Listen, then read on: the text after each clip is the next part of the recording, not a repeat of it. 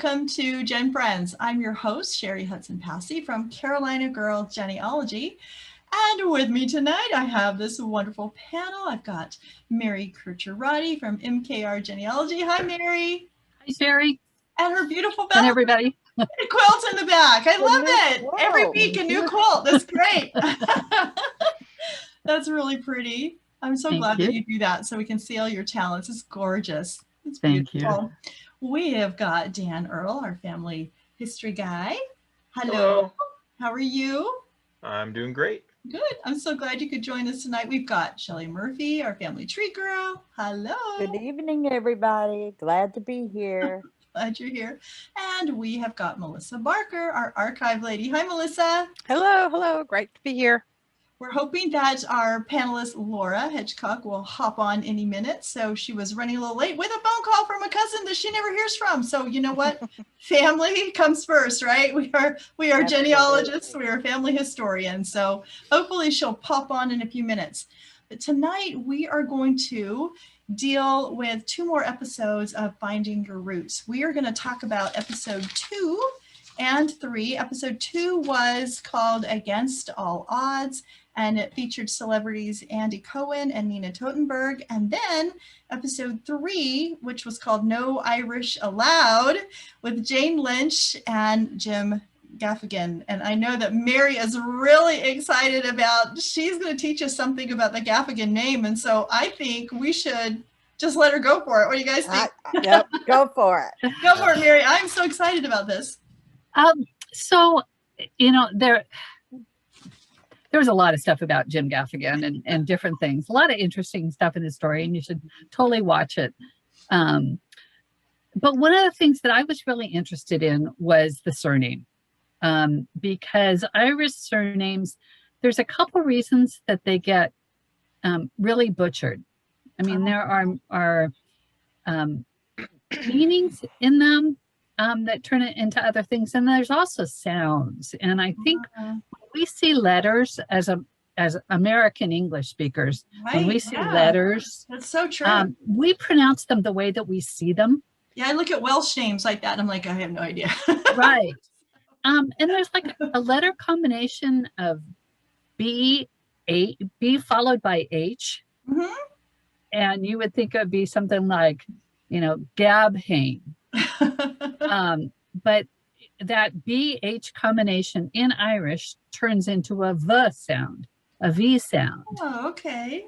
So, you know, so it's really interesting with some of the names.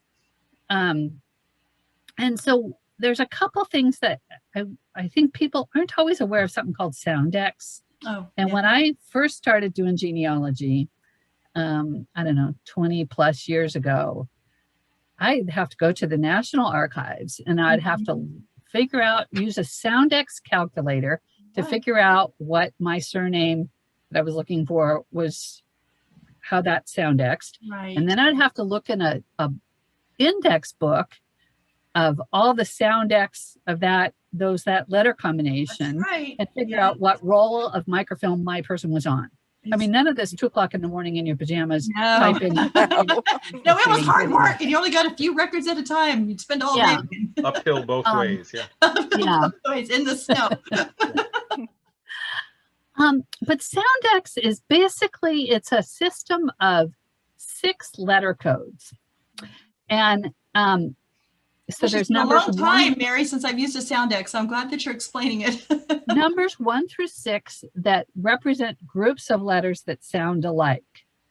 So, and with Soundex, I mean, a real true Soundex calculation, you would look at the first letter of the surname and then the next 3 consonant sounds. And if there were only, you know, 1 or 2 consonant sounds, you just put in a 0 at the end to get to 3. So Bradley is B. You'd start with B and then do R, D, L, and that whatever the letters for the R sound, the D sound, and the L sound were. Would be your Soundex code. But I want you to, because that would catch all those names that were spelled incorrectly or right, or like that, or right. Bradley could be Bradly. Mm-hmm, mm-hmm. could have gotten misheard as Bratley, Right. Bratley. Yeah. Yeah. So that's the whole concept of it. And I don't really want you to think about worrying about soundexing your name, but I want people to understand the letters and how they sound alike. So like B, P, F, and V are code letter 1. And if you think about it, B, P, F, V, Yeah. they don't sound that different to each other. Yeah. So Jim Gaffigan, Gaffigan, Yeah. F is the same as V. And they found his family as Yeah. Gavahan Yeah. in Ireland. So it's really not that far off. So I really recommend that people study Soundex a little bit.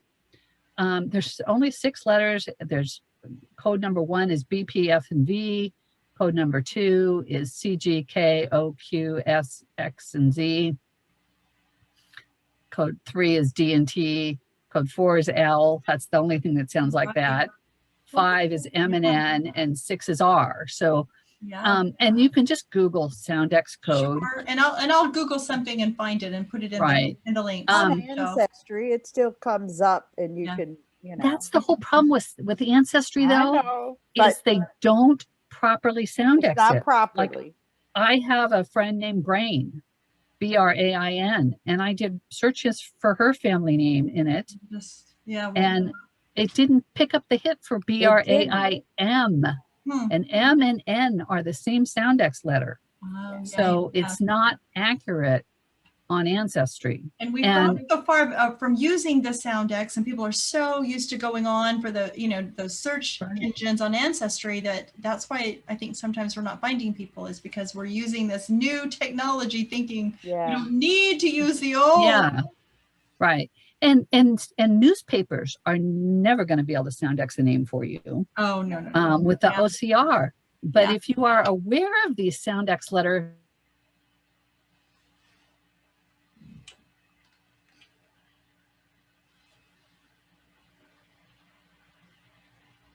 assume that people mumbled, you need to think about what could that have sounded like if they were mumbling? Yeah. And then what are the letters? And so misspell all your names for newspaper searches. That's the way you're going to find them. I wrote an article. I love that. Misspell them all on purpose, right? Yeah, I wrote an article for NGS magazine that was called Good Spelliarmus, and it was about the spell to find your ancestor's name, and it's not how to spell it right; it's how to spell it wrong. Right. And then people had accents too, and so it was hard for people to understand what they were saying. And they were hard of hearing, and the baby was crying in the background. And they weren't that literate either.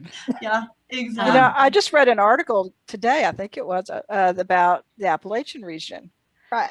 They wrote an article about the fact that, a lot of people would see how they talked, and they would think that they were, hillbillies, backwards, whatever. But, it was really not. It was just, it was, and they were hillbillies. Right. But they were talking about that was a whole other language. Yeah. And that, instead of just dismissing them as not being know how to talk, we should understand that language. Right. And it's so I was reading an article about that. It was really, and talking about Soundexing. Oh, I used Soundexing 30 years ago. Tennessee State Library and Archives. Anytime you wanted to find a birth certificate or a death certificate on a microfilm, you had to use the Soundex, or you wouldn't be able to find it. Wow. And then the other thing that in my own personal genealogy, I have ancestors named Graham, Graham, and they came from County Tyrone. And it's super interesting to me when I look at Griffith's valuation, which was the English overlord's creation. The name is Graham for my ancestor and their relatives who lived in this particular townland. When you look at the Catholic parish records, there are no Grahams in it at all. And they are all listed as Grimes, Grimes. So I never would have expected that those would be the same name after much study. They are, but that's why I couldn't find my ancestors at first in the Catholic parish records, because it's Grimes. Huh. And so, and there was somebody commented on Facebook, they were talking about the, that episode of Finding Your Roots, and Dr. Gates is saying, disputing or disabusing everybody of the notion that names got automatically changed to Ellis Island. And so, you know, he does give discussion about that. But this Facebook post posted, you know, if I'm looking for Irish people, there's Patrick Wolf's website that lists different surnames. And so I'll give you a link to that, Cheri. Great. Great. But it has Irish names. And so, you know, it listed Gavaghan, Gavahan, Gavagan,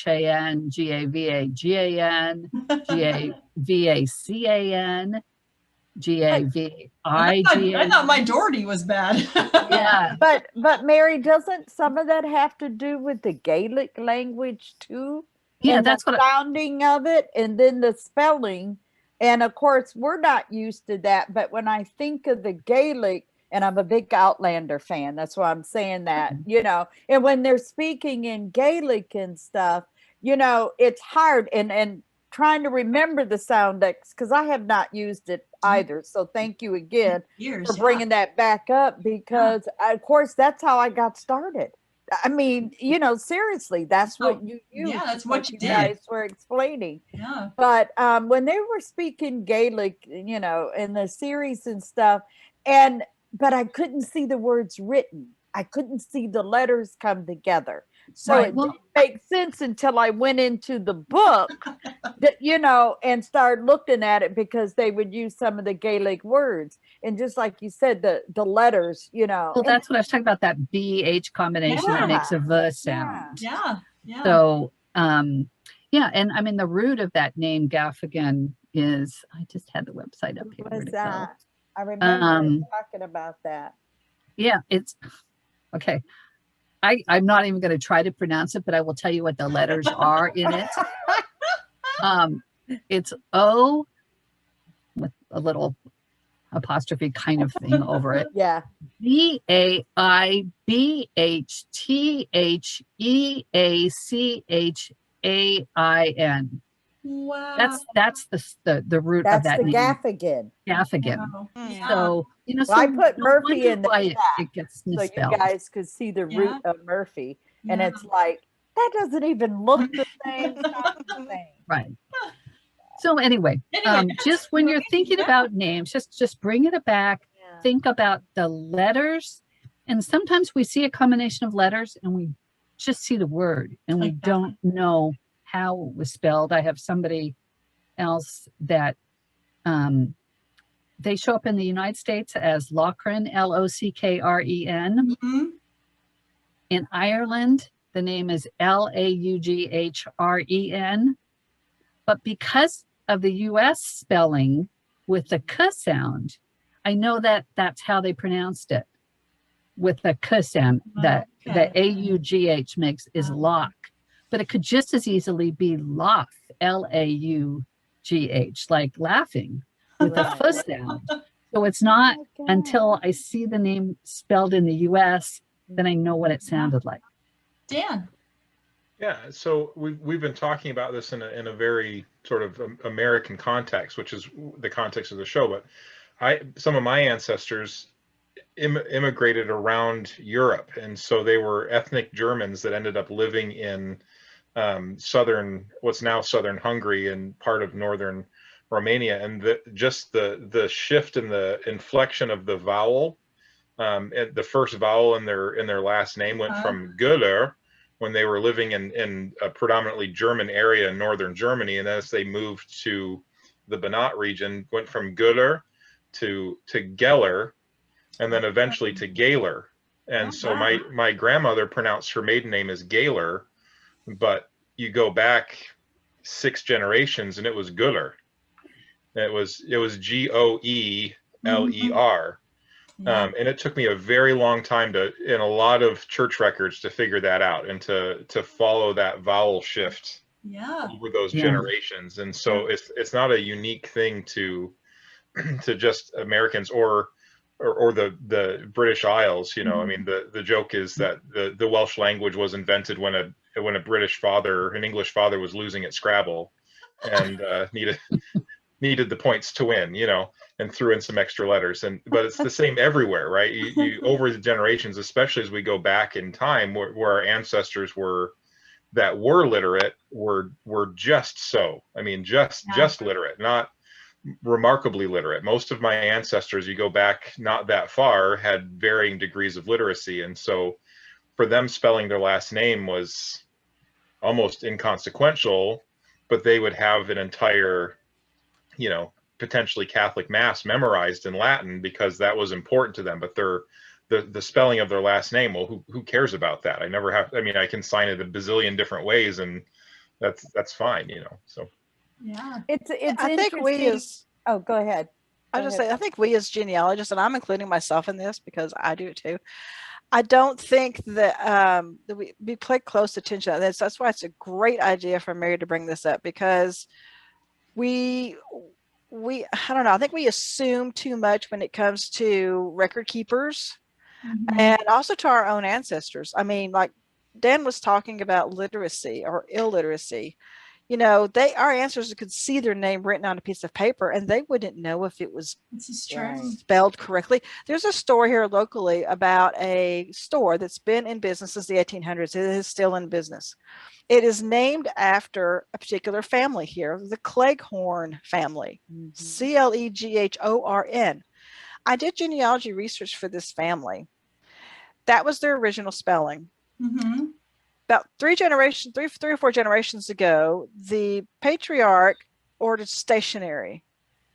Stationery came in misspelled. Cleghorn, Cleghern.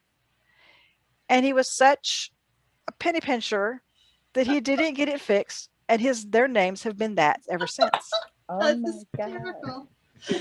So, you know, you just don't know how these names, that's why it's very important for us, like Mary, we need to study the Soundex. We need to, like Dan, we need to study the origins, and Shelley.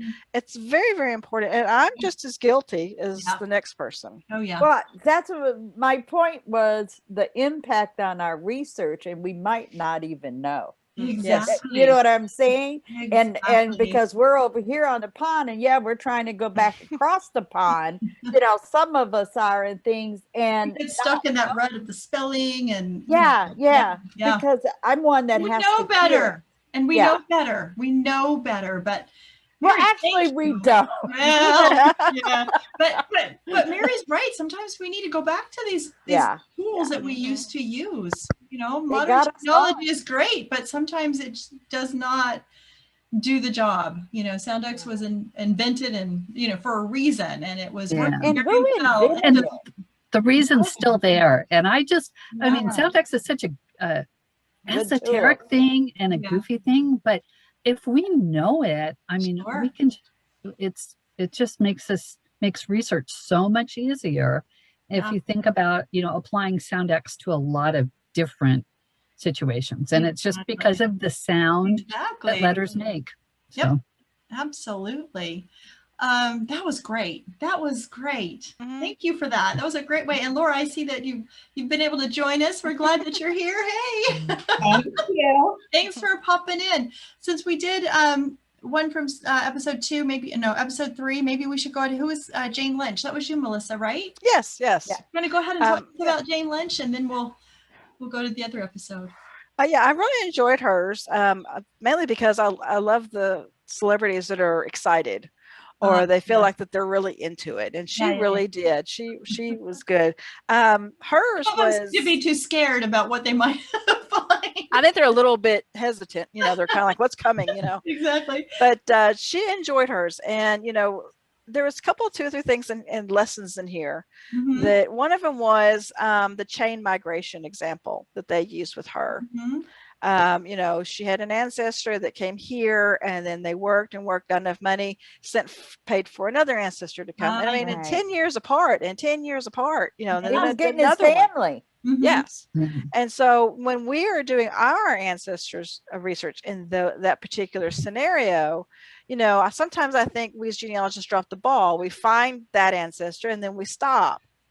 And I think it's important for us to look for those siblings or other family members that they might have brought over or helped to get here.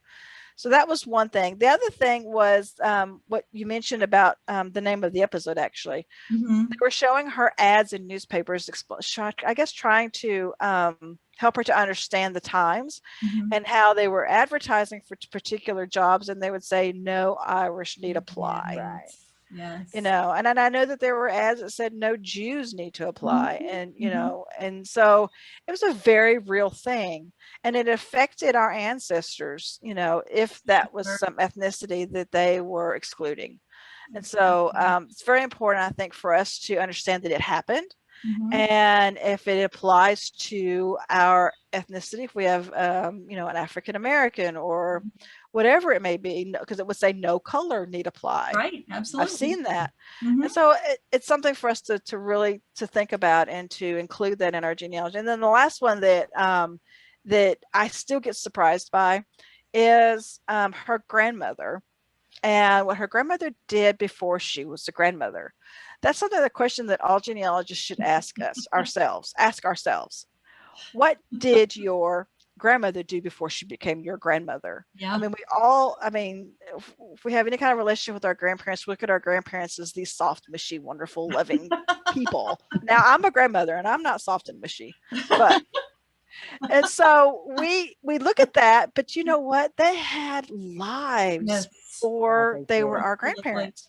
Yep. And I'm not saying that they changed per se, but I think we all do. We all go through certain times in our lives, and it's like that falls away or that's there, and then we're in this time of our life.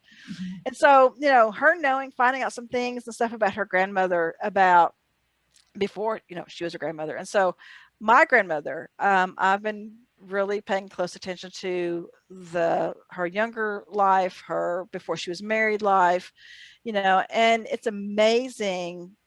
First of all, the documents you find, the stories that you find, and you think, grandma did what? You know, and then my grandmother who was very much about honesty, my grandmother lied on her marriage certificate. Marriage, you know, and I'm thinking, no. So, you know, it's interesting that I think those are really things we've got to think outside the box and think, you know, yeah, grandma was grandma, grandpa was grandpa, but what were they like before they became your grandma and grandpa? Their story? Absolutely. What was their story? And that's why I'll just go real quick and talk about Andy Cohen. And the reason why I liked his story was because of the records they used. They used a lot of newspapers, which I absolutely love. I love using newspapers. And they also used a lot of photographs. Now, not necessarily photographs of his ancestors, but photographs of people that lived during that time period, photographs of areas, you know, communities that his ancestors lived in, to help them get a sense of what life must have been like.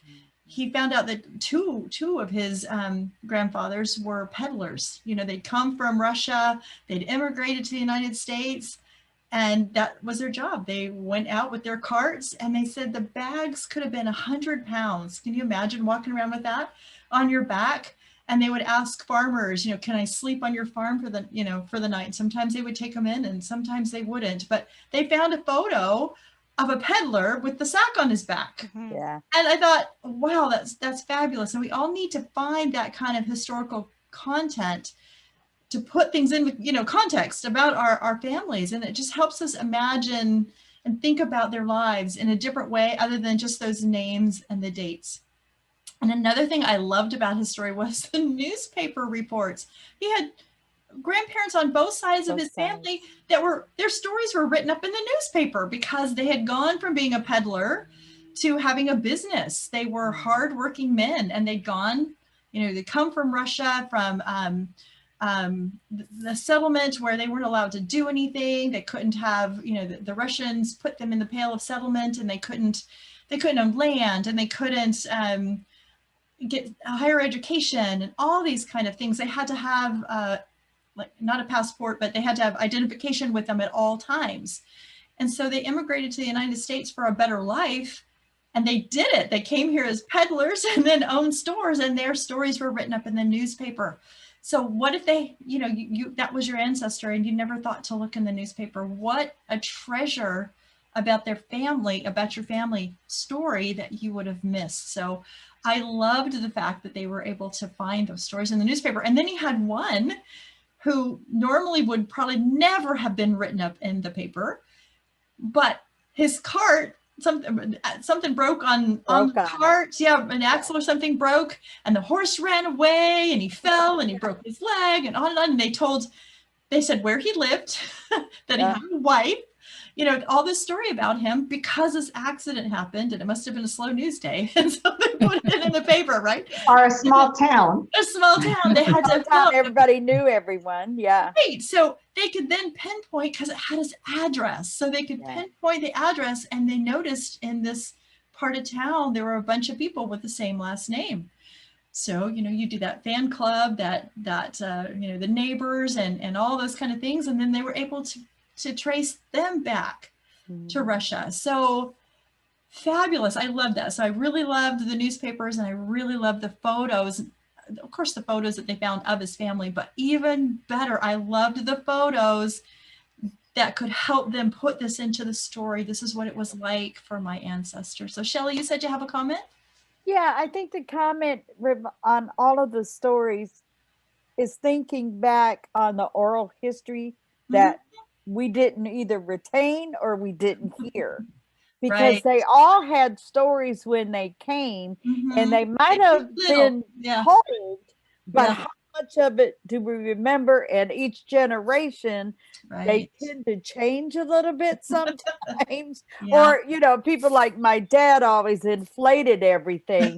So, but you know what I'm saying, what he was talking about. But I think it's even more important because there's so many clues in that, because it might be half true. Exactly, but it's a clue. Yeah, look at the other half. So it's a clue. Yeah, so I loved his story just for that. I mean, he had these great ancestors that persevered and came over, and then ended up in the newspaper. And just great. So, you know, never think, oh, my people were poor, and so they would never be in the paper. To always search. You never know what you're going to find, and, you know, try those name variations and just really, really search. And you may just want to get the paper from the time period you know that they were living, and just kind of flip through it for, you know, a couple of years. Learn that community. See what was going on in the community. They were talking about too, they had a picture of that synagogue that was in Russia, Poland, you know, that was, you know, the Russians were, you know, in charge of Poland at the time. But they showed the picture of that synagogue, and they don't have any proof that they were married there or they attended there, but it was in their town. You know, they saw it. They knew it was there. So it was something, you know, that you can relate to and say, oh, you know, when they walked down the street, they had to have seen the synagogue. They couldn't have missed it. So whether they went there or not, we don't know, but it's part of the history of their history, of the things that they would have seen. So I like to collect postcards. You can go on eBay and collect postcards from different areas where your ancestors lived, just old postcards. And that's really fun, because I get them and some are old and they're the street. And I'm thinking, oh, if I only knew who these people were, you know, they took this picture of these people walking on the street. It could be one of my ancestors. I could think about, especially the ones that, you know, for generations, my family has lived there, you know. But it gives me a sense to think about. Of course, they saw it in color, black and white, but still, it gives you a sense of what the streets and the shops would have been like when they do a picture of Main Street or something like that. So look for those kind of things to put you know, put things in perspective for what your ancestor may have seen. So, Laura, why don't you go next, since it's the same episode? Yeah, and I was laughing at Andy Cohen because my friend asked me, her family, that's the surname, and they had come from Russia, and I even asked Lara Diamond, and she went, "Good luck." Cohen probably like Smith or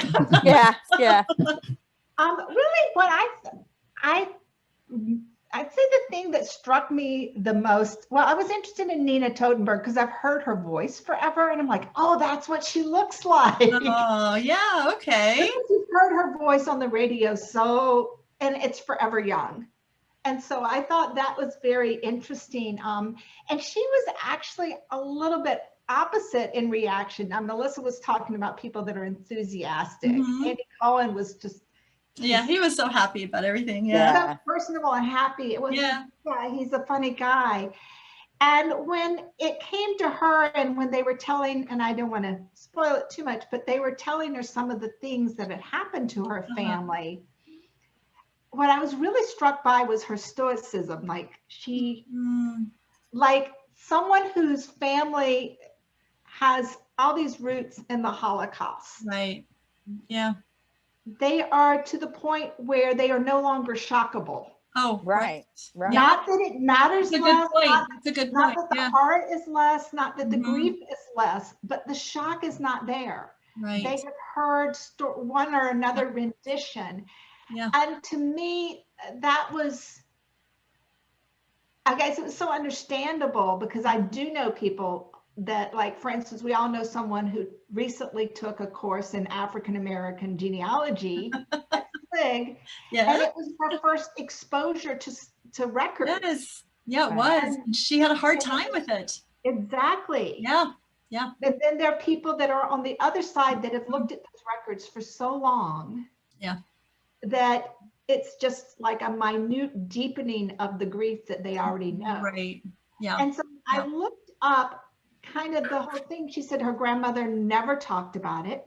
Oh. And the more I read, I found that that was kind of a two-pronged thing. One was maybe a little cultural, but the other was, it was a coping thing. The magnitude of what had happened was so big Mm-hmm. that you had to pull yourself out of it and move forward.